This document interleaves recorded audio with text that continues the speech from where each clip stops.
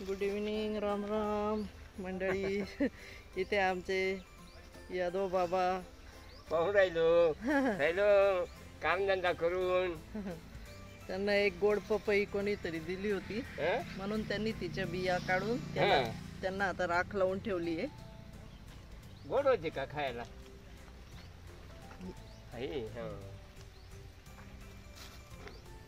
इथे सकाळी आंघोळीसाठी पाणी तापवलं जातं. त्याचे कोळसे गोळा करतायत बाबा.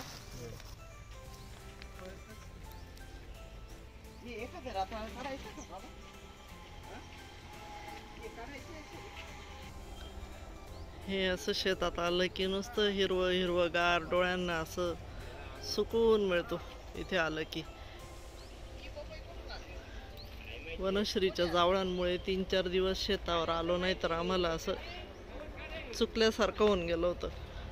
ओढ लागून गेली होती.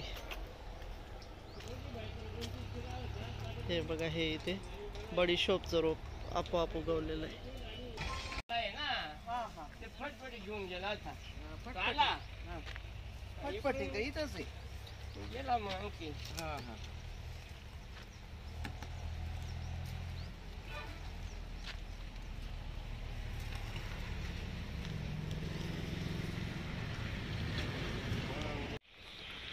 इथे आता महाशिवरात्री जवळ येते आहे आणि हे जे रताळ्याचे वेल पण आता खूप फोफावले आहेत. तर बाबांना म्हटलं आज थोडेसे उकरून बघा रताळे तयार झाले की नाही बघू आपण. म्हणजे या महाशिवरात्रीला घरचे रताळे मिळाले पाहिजे आपल्याला.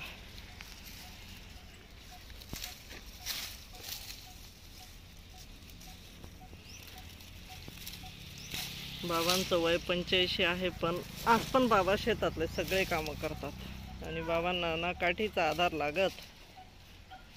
पायात चप्पल बूट असो नाही तर नसो काही फरक पडत नाही. बघूया रताळे झाले की नाही तयार.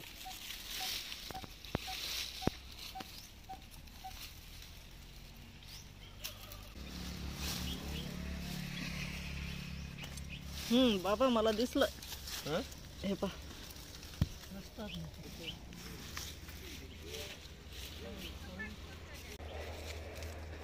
कुठे दिसलं तुला? हे बघ बाबांच्या समोर.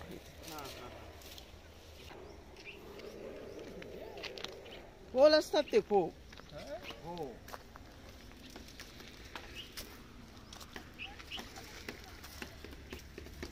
झाला झाला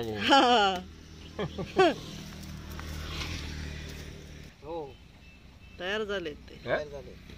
अजून 12 दिवस अवकाश. इथे ही गाय.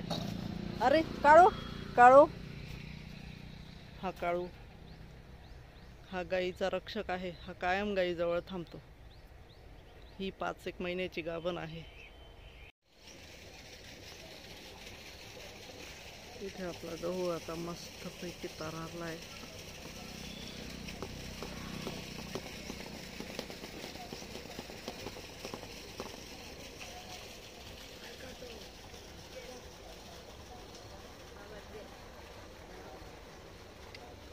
गाईचं दूध काढलं गेलंय. बाबा सांगतायत दूध काढलं गेलंय, घेऊन जा. इकडे बघा आमची वनश्री शेतात अशी खुश असते. इकडे विहिरीत बोरिंगचं पाणी सोडलं जातं.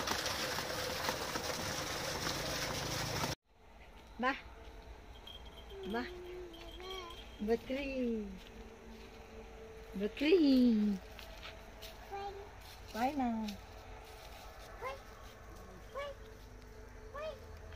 गोडा गोडा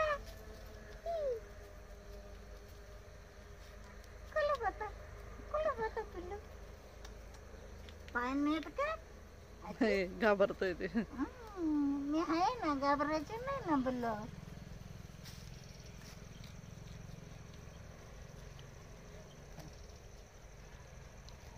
येतो झालाची फोटो काढलाय. नाही नका, ती हात तोंडात घालते.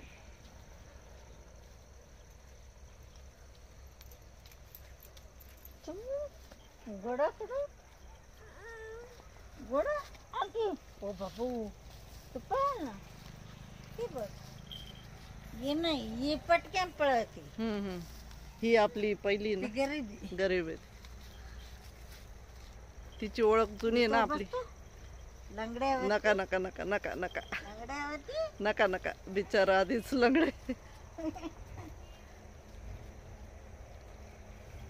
3 पायांचं बच्च. कोण गुड बचवला आपण बकड्या बचवतो का गं बाई हं?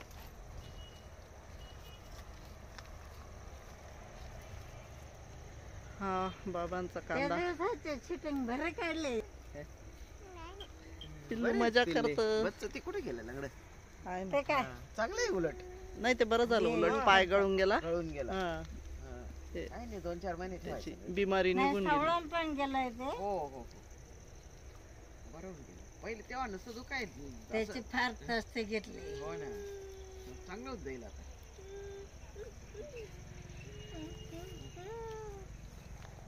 ती आता चांगल्याच आहे भाऊ प्रश्न नाही. काय ते दुधाला नाही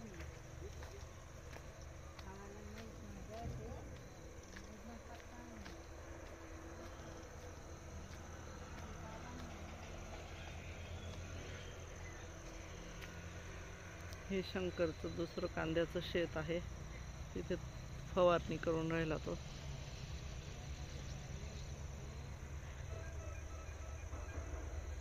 पिकावर कंटिन्यू लक्ष द्यावं लागतं.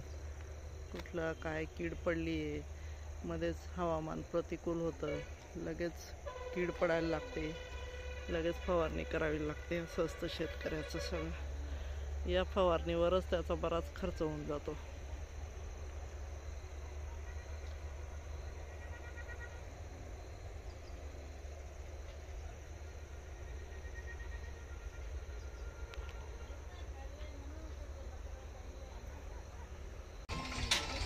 इकडे सूर्यास्त होतोय. हा रस्ता कायम चालू असतो.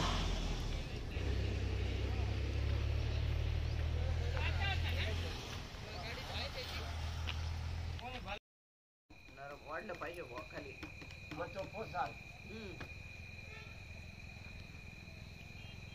हा सगळं शेतातून जाता जाता रस्त्यात माशाचं दुकान. आम्ही नेहमी आता यांच्याकडूनच मासे घेतो. तिकडे मालेगावात मच्छी बाजारात जाणं बंदच करून दिलं. हे दादा आम्हाला मस्त ताजे मासे देतात. मस्त कोंबडा मासा घेऊन जाऊ.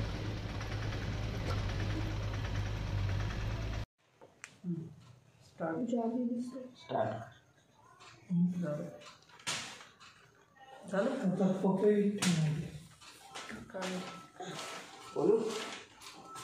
नमस्कार मंडळी. आत्ताच आम्ही शेतातून आलो. तिकडून हे काय काय आणलं मी तुम्हाला दाखवते बरं का. ही पपई, हे दूध, मासे तिकडे ठेवले मॅरिनेट करून. हे रामफळ, हे आमच्या शेतातले प्रॉपर. हे टोमॅटो,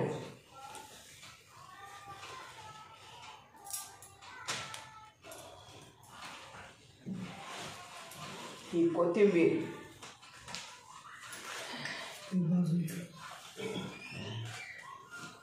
हा पालक. काढून घे ना. काढून घेऊ.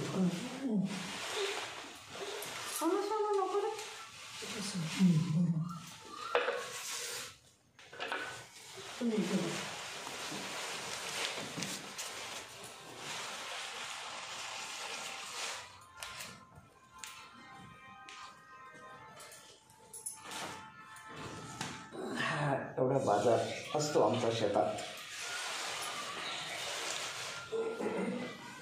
हे मी आता याची व्यवस्थित प्रतवारी करून खुडून आणि फ्रीजमध्ये ठेवते. पपई पिकायला ठेवते. पपई आणि रामफळ. पपई काय पेपरमध्ये गुंडाळून ठेवशील का मग? हो हो हो पेपरमध्ये गुंडाळली की लवकर पिकते आणि छान गोडवा येतो तिच्यात. बाकी टोमॅटो आहेतच. बाकी की मग आता मी हे सगळं याची विल्हेवाट लावते. तोपर्यंत डॉक्टरीनबाई माशांचं बघेल. मी तर मॅरिनेट करूनच दिलेले आहे तिला. की काय पोळ्यांचं वगैरे किंवा मग आमच्या जोरिओ बाळाची खिचडी वगैरे टाकावी लागते. हे सगळं पार पाडावं लागतं आम्हाला. तिथून आल्यावर अशी बरीच दांदर असते आणि भूक पण भूक पण लागलेली असते खूप. शेतातून आलं मला रात्री कधी भूक नाही लागायची, पण इतकी भूक लागलेली असते आता. खूपच फरक पडला आहे इथून.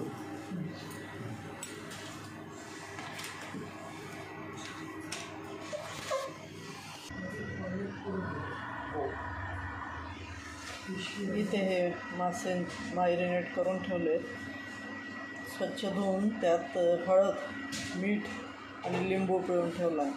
आता हे आम्ही अर्धा पाऊण तास झाकून ठेवणार. नंतर आम्ही यांना तेल पाण्याचे मासे बनवणार. 5-7 मिनटात तयार होतात आणि इतकी टेस्टी लागतात. पुन्हा कधीतरी याची प्रोसिजर आम्ही तुम्हाला दाखवूच. आज जरा गडबड आहे.